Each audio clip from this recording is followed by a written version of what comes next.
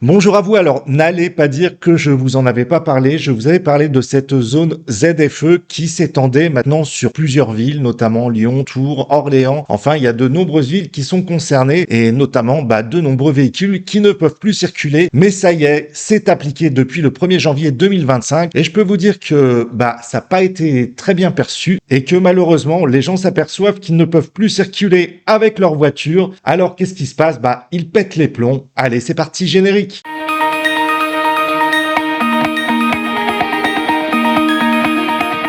Je viens d'apprendre que je n'avais plus de voiture. Pour ce numéro-là? Pour ce numéro, j'ai plus de voiture, c'est une blague ou quoi, là? Ma vie, elle dépend d'un numéro, d'un morceau de papier? Donc on fait comment en fait là? On fait comment? Emmanuel Macron, je fais comment pour emmener mon fils à l'école? Emmanuel Macron, je fais comment pour aller travailler? Mais ils se prennent pour qui ces gens en fait?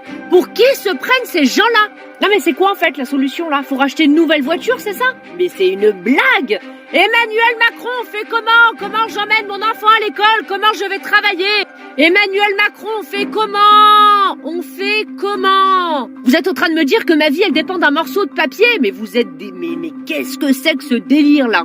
Emmanuel Macron, je ne me rachèterai pas une nouvelle voiture, j'emmènerai toujours mon enfant avec cette voiture, j'irai toujours travailler avec cette voiture, avec cette vignette numéro 3. Voilà. Non mais j'hallucine quoi. Mais j'hallucine. Ils se prennent pour qui ces gens? On fait comment? Alors je peux vous dire que je comprends totalement cette femme qui n'a pas du tout les moyens d'acheter une autre voiture. Elle se demande comment elle va pouvoir emmener son fils à l'école.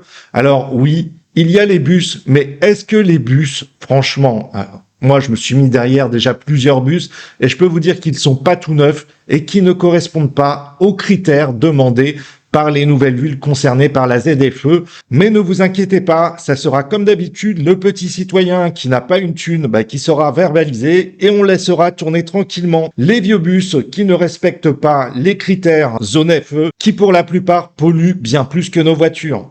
Je vous laisse donc regarder cette carte car vous êtes sûrement concernés. Regardez tous ces territoires qui sont plus ou moins les grandes villes qui sont concernées par la zone FE. Elles sont peut-être à côté de chez vous.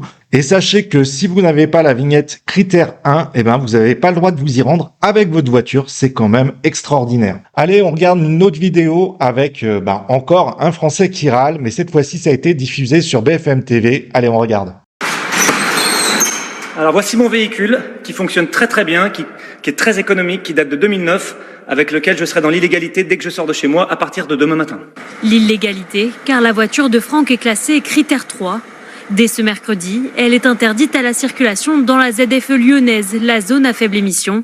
Objectif, améliorer la qualité de l'air, un non-sens d'après le Caluirard. Et on m'oblige à vendre ma voiture, qui fonctionne très bien. Donc en plus, je trouve que c'est une aberration écologique incroyable de forcer les gens à changer un truc qui fonctionne bien. Franck est musicien, il a besoin de son véhicule pour se rendre à ses concerts. J'ai besoin de transporter du matériel.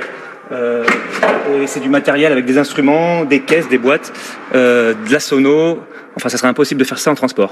La prime ZFE de l'État pour l'achat d'une nouvelle voiture a été supprimée. Mais ce qui est quand même pathétique, c'est que dans toute cette histoire, même si on veut changer de voiture, admettons vous avez de l'argent, vous achetez une voiture neuve, la prime pour le bonus écologique est donc supprimée. Mais ce n'est pas fini parce que qu'est-ce qui va payer tout ça? Les Français vont bien sûr ne pas changer de voiture, ils vont continuer à aller dans les centres-villes, sauf si la police se mobilise pour tout ce qui passe. Mais au-delà de ça, c'est quand même les petits commerçants qui vont être touchés puisque si les gens ne peuvent plus se rendre dans les centres-villes parce qu'ils ne veulent pas changer de voiture, les petits commerçants vont faire faillite. Écoutez, c'est magnifique. On peut dire qu'Amazon a de beaux jours devant lui. Alors, on dit merci à qui? Car si certains cherchent à quitter les centres-villes à cause de cette zone FE, vous allez voir que c'est pas si simple que ça.